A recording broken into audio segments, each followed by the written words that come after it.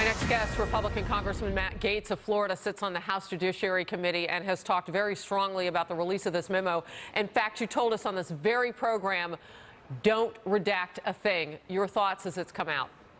Well, Harris, we now know the facts of what happened. The Democratic Party hired the Perkins Law Firm. The Perkins Law Firm hired Fusion GPS. Fusion GPS hired Christopher Steele to go and dig up the dossier. And then they hired Nellie Orr, the wife of Bruce Orr, to get the fake dossier from a political environment into the bloodstream of the intelligence community and to convert it into an intelligence document. And what's most outrageous to me is that this fake dossier was so unreliable that the way that it was validated to the FISA court was a Yahoo News article written by Michael Isikoff, planted by Christopher Steele.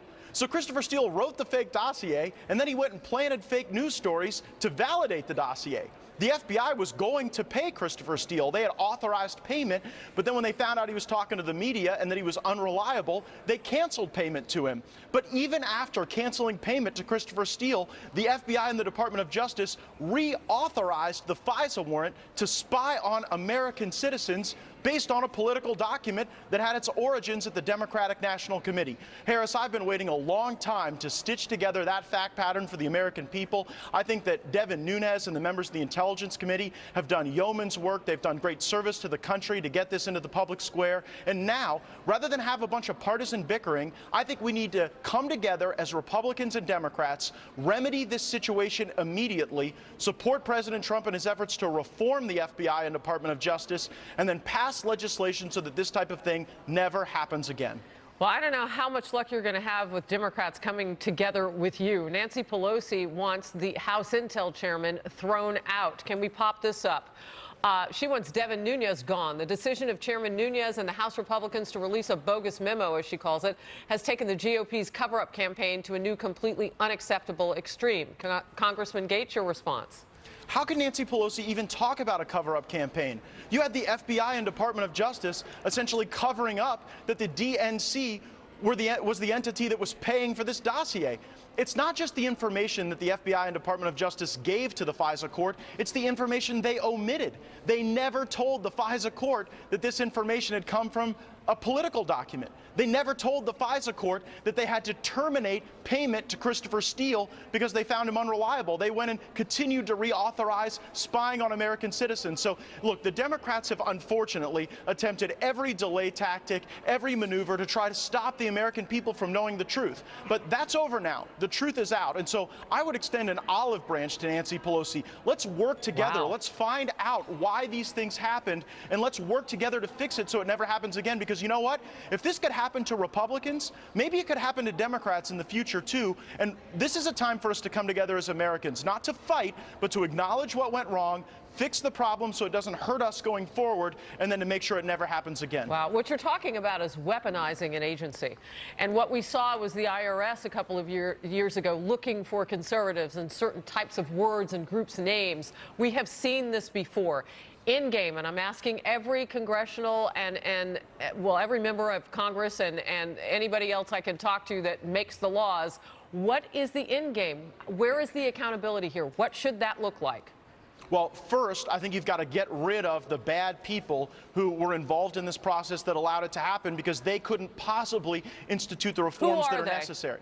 Well, look, I look at Rod Rosenstein as somebody who was very involved in the renewal process, and only the president knows what he's been briefed on or not been briefed on. And if the president has been lied to, he'll know it and he'll take swift action.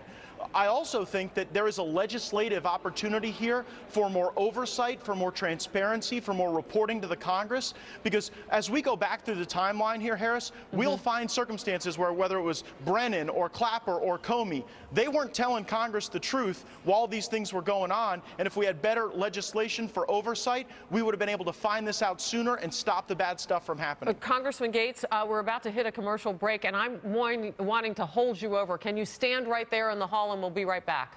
Absolutely, Harris. All right, thanks. Stay close. We are back in breaking news fashion now with Republican Congressman Matt Gaetz of Florida, who sits on the House Judiciary Committee. Now about an hour or so, maybe 90 minutes since that controversial memo was released to the public, showing exactly what's gotten this response. You say reaching across the aisle, Congressman Gaetz, the Department of Justice and Federal Bureau of Investigation, this memo shows a shameful effort to discredit those institutions and undermine the special counsel's ongoing investigation. That now from Democrats on the House Intel Committee.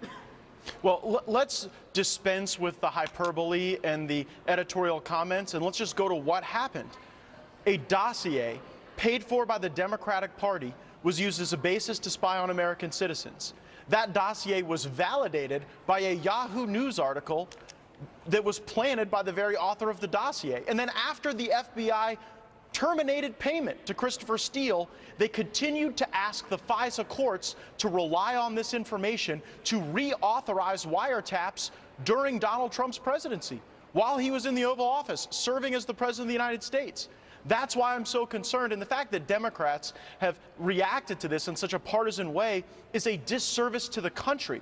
Because whether it's Republicans or Democrats in charge, we never want to be in a situation where a political party can essentially hijack our intelligence community and our justice process to get the political outcome that they want. And that's what happened here. There was no basis to spy on members of the Trump transition team other than the dossier. And Andrew McCabe said it. Remember, you don't have to rely on what Republicans are saying. Andrew McCabe said there would have never been a warrant to spy on Americans but for this dossier, Harris. All right, Congressman Gaetz, thank you very much. We'll be right back.